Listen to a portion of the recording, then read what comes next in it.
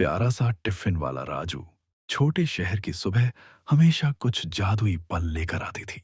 हल्की धूप की किरणें गलियों पर पड़ती, ताजी चाय और हल्की ठंडी हवा लोगों के चेहरे पर मुस्कान बिखेरती। लेकिन इसी सुबह की हल्की हलचल में सबसे खास चीज थी राजू। राजू 20 साल का चुलबुला लड़का था जो अपनी साइकिल पर टिफिन लेकर शहर की गलियों में घूमता। उसका बैग हमेशा गरम गरम खाने और मिठाइयों से भरा रहता। लेकिन सिर्फ खाना ही राजू की पहचान नहीं थी। उसकी शरारतें, मजाक और हर समय मुस्कुराता चेहरा लोगों के दिल में उसकी जगह बना देता था। राजू का दिल किसी से भी जुड़ा नहीं था। वह सिर्फ अपने टिफिन और छोटी छोटी शरारतों में खुश रहता। हर दिन की शुरुआत उसके लिए नई कहानी, नई शरारत और छोटी छोटी हंसी के पल लेकर आती। एक दिन की बात है। सुबह का सूरज शहर की गलियों में अपनी पहली किरण डाल रहा था। राजू अपने टिफिन बैग की जांच कर रहा था। समोसे, पराठे, खिचड़ी और कुछ खास मिठाइयां सभी तैयार थीं। वह साइकिल पर चढ़ा और जैसे ही शहर के बीच में स्थित सारा के घर के पास पहुंचा, उसने देखा कि सारा, एक प्यारी मुस्कुराती हुई लड़की, अपनी बालकनी में झुकी हुई किताब पढ़ रही थी। राजू मुस्कुराया और बोला, अरे, कौन इतनी ध्यान से पढ़ रही है? सारा ने सिर उठाया।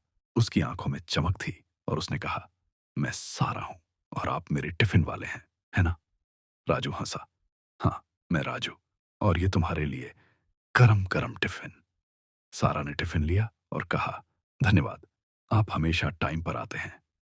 यही पहला पल था जब दोनों की बातें इतनी सहज और मजेदार थीं कि टिफिन पहुंचाना हर दिन उनकी मुलाकातों का बहाना बन गया।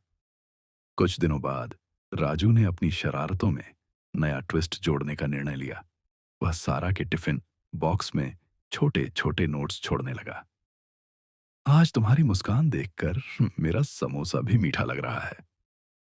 सारा पहले तो सोचती कि शायद यह गलती है, लेकिन अगले दिन फिर वही नोट और फिर वही प्यारी मुस्कान। धीरे धीरे सारा भी राजू की शरारतों में शामिल हो गई।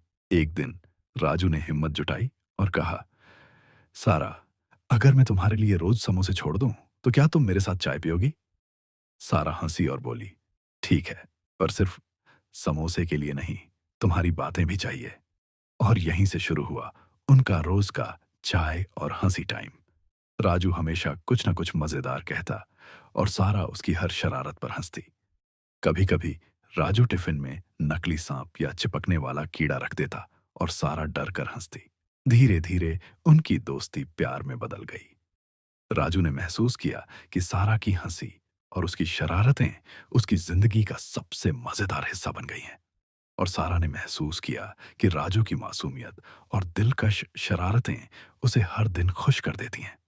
एक दिन राजू ने अपनी बहादुरी दिखाई। उसने टिफिन बैग में एक खास नोट रखा।